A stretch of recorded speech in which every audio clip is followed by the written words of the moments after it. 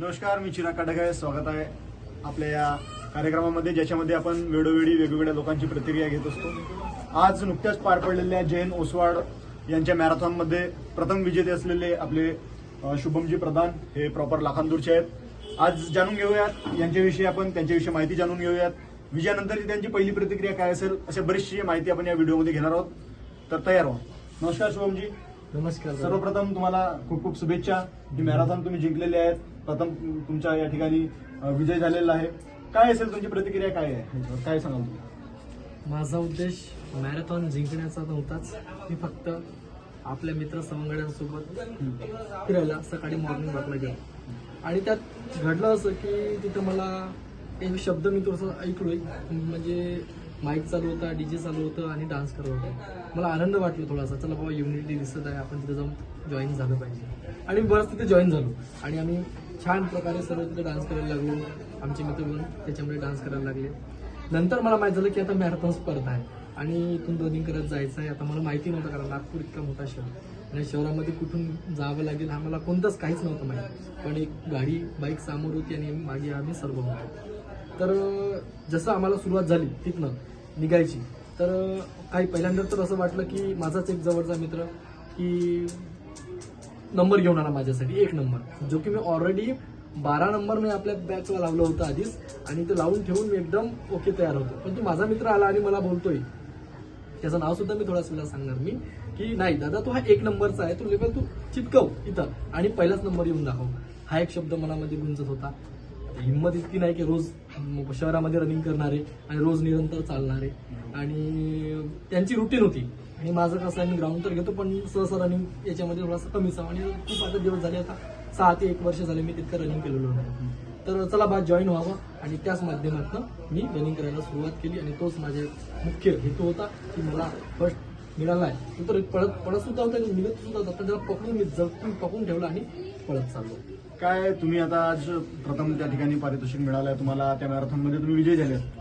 काय म्हणजे याच्या मागचा राज काय आहे? तुम्ही नेहमी ग्राउंडवर प्रॅक्टिस करता, रोज धावत असता, काय म्हणजे याच्या मागचा राज काय आहे? एवढ्या लोकांमध्ये आपण पहिले आलेलो, अभिमानाची गोष्टच आहे. एक गावगड्यातला मुलगा आज या ठिकाणी शहरात येऊन प्रथम क्रमांक पटकवत आहे. याचं मागचं कारण काय? फिटनेस काय आहे तुमचा, राज काय याच्या मागचा? फिटनेस म्हटलं तर मी आरोग्य सुदृढ राहण्यासाठी योग्य आहार पाहिजे, योग्य व्यायाम पाहिजे.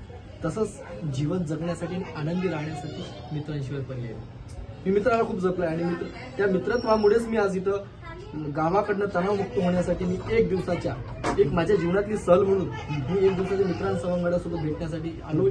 आणि मला तो प्रसंग मिळाला आणि त्यामधनं मी भरभरून प्रयत्न केलो. मला असा माझा उद्देशच नव्हता की मी पहिला येईन किंवा असं मला वाटलंही सुद्धा नव्हतं.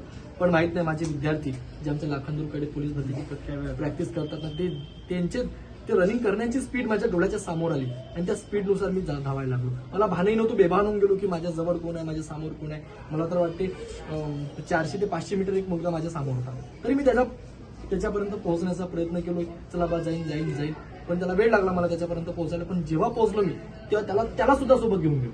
बरं, जेव्हा आता आपण गावगाड्यातले विद्यार्थी म्हणल्यानंतर, गावगाड्यातले युवक म्हणल्यानंतर कुठेतरी मनात एक न्यूनगंड असतो की शहरातला मुलगा हा चांगल्या त्या ठिकाणी सोयीसुविधांमध्ये असतो, चांगले व्यायाम करतो, चांगली त्या ठिकाणी जिम मारतो, त्याच्यामुळे तो नक्कीच त्याला त्या सुविधा मिळत असल्यामुळं तो विजयी होऊ शकतो याचा एक विश्वास असतो शहरांच्या मुलांमध्ये. त्या प्रमाणात गावाकडच्या मुलांमध्ये तो विश्वासाची कमी पडते. काय तुम्ही धावत असताना न्यूनगंड होता का मनात? तो अजिबात नव्हता. मी तुम्हाला सांगतोय ना दादा, मी खूप मनापासून सांगतो मी की खरा कलाकार हा परिस्थितीनुसार गरिबांच्या तिथं जन्माला येतो. खरा कलाकार हा परिस्थितीनुसार आपल्या गरिबांच्या तिथं जन्माला येतो. शहरातले मुलं तर शिकवणी लावून मोठे होतात, शिकवणी लावून मोठे. तितका मला आतापर्यंतचा अनुभव आहे. आणि मी माझ्या गावाकडल्या मुलांना सुद्धा सांगू इच्छितो की तुम्ही यांच्यापेक्षा सामोर जाऊ शकता, फक्त हिमतीने लढा आणि सामोर या. मी तुमच्या सोबत आहे. आम्हाला माहिती मिळाली की गावाकडे तुम्ही असताना त्या ठिकाणी शाळेमध्ये शिक्षकाच्या तासिकावर काम करत असता, त्याचबरोबर युवकांना तुम्ही मोफत त्या ठिकाणी ट्रेनिंग देत असता, बरोबर आहे? आणि कुठल्या प्रकारची तुमची एक काय म्हणतात त्याला, वाघाच्या गाडीत लागतो हे मोफत देण्यासाठी. पैसे घेऊन तर कोणी आजच्या काळात हे मोठा व्यवसाय झालेला आहे शिक्षण म्हणजे, पण ह्या सगळ्या गोष्टी मोफत करत असताना काय त्याच्या मागचा उद्देश आहे आणि काय तुमच्या मनात भावना आहे? जन्मता आईने दिलेले संस्कार आणि जन्मता आईने मला सांगितलेले की बाळा, जेवढं तू आपलं स्वतःसाठी जगू शकतो त्याच्यापेक्षा दुप्पट तू दुसऱ्यासाठी जगायला शिक. म्हणून मला आताच नाही तर ही माझी जी प्रक्रिया 3 ते 4-5 वर्षापासून मी ग्राउंडला जातो. माझ्या विद्यार्थ्यांना मी अजिबात माझ्या विद्यार्थ्यांना माझ्यापासून तो मोठा झाला असं म्हणणार नाही, पण माझ्या सहवासात राहून, मी त्यांच्या सहवासात राहून आमची दोघांचं एक संघटन झाली, युनिटी झाली आणि युनिटीमध्ये आम्ही रनिंग केलो, वर्कआउट केलो आणि त्यामधनं ते विद्यार्थी माझे मोठे झाले. यात मी स्वतःला कधीच मोठा समजत नाही, पण माझे विद्यार्थी मोठे झाले हाच माझ्यासाठी मोठा.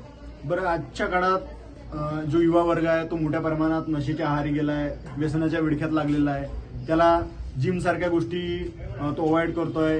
गेमिंग असो, नशेले पदार्थ असो, मोबाईल असो, असल्या गोष्टीत तो अटकून पडलेला आहे. त्यानं आपल्या शरीराकडे आणि एक काय म्हणते स्वास्थ्यपूर्ण आयुष्याकडे दुर्लक्ष केलंय. बरोबर. काय तुमचं मार्गदर्शन असेल आजच्या युवकांसाठी? या जगण्यामध्ये आपला जन्म झालाय, हा जन्म झाला फक्त जगण्यासाठी नव्हे, हा जिंकण्यासाठी. आणि प्रत्येक व्यक्तीला, प्रत्येक विद्यार्थ्याला आणि प्रत्येक युवकांना जे काही आहेत आपल्या भारत देशामध्ये, त्यांना ऍडिक्ट म्हणजे सवय असली पाहिजे. आता सवय कोणती असली पाहिजे? आहारी असली पाहिजे, त्यांना वेड असलं पाहिजे. पण ते वेड कसं असलं पाहिजे? तर वेड चांगल्या सवयीचं असलं पाहिजे. रोज नियमित रनिंग करण्याचं असलं पाहिजे. रोज योग्य आहार खातो त्याचं असलं पाहिजे. आपण नित्य नियमाने आपल्या दिनचर्येनुसार कसं चालतो हे वेड असलं पाहिजे. याच्या आहारी जा ना, गरजेचं नाही सिगरेटच्या आहारी जा, दारूच्या आहारी जा किंवा इतरत्र कुठे आहारी जाणं जे आपल्या आरोग्याला, आपल्या चारित्र्याला धोकादायक आहे तिथे कशाला जायचं? तुम्ही चांगल्या मार्गात आहे, मी आजही तयार आहो. आजही मी सर्वांना सोबत घेण्यासाठी तयार आहे. हेच. धन्यवाद. धन्यवाद. हे होते शुभम प्रधान. नुकत्याच झालेल्या या मॅरेथॉनमध्ये त्यांनी पहिला क्रमांक त्या ठिकाणी पटकवलेला आहे. असेच युवकांसोबत आपण नेहमी बोलत राहू. यांच्या या 2 गोष्टी सांगल्यामुळे नक्कीच हे समाजासाठी फायदेशीर आहे. आजच्या युवकांनी यांचा आदर्श घेऊन त्या ठिकाणी चांगलं आयुष्य जगावं, चांगलं व्यायाम करावं, आपल्या आयुष्याची काळजी घ्यावी. नमस्कार. भेटत राहू आणि अशाच चांगल्या चांगल्या माणसांना भेटून चांगले विचार तुमच्यापर्यंत पोहोचत राहू. धन्यवाद.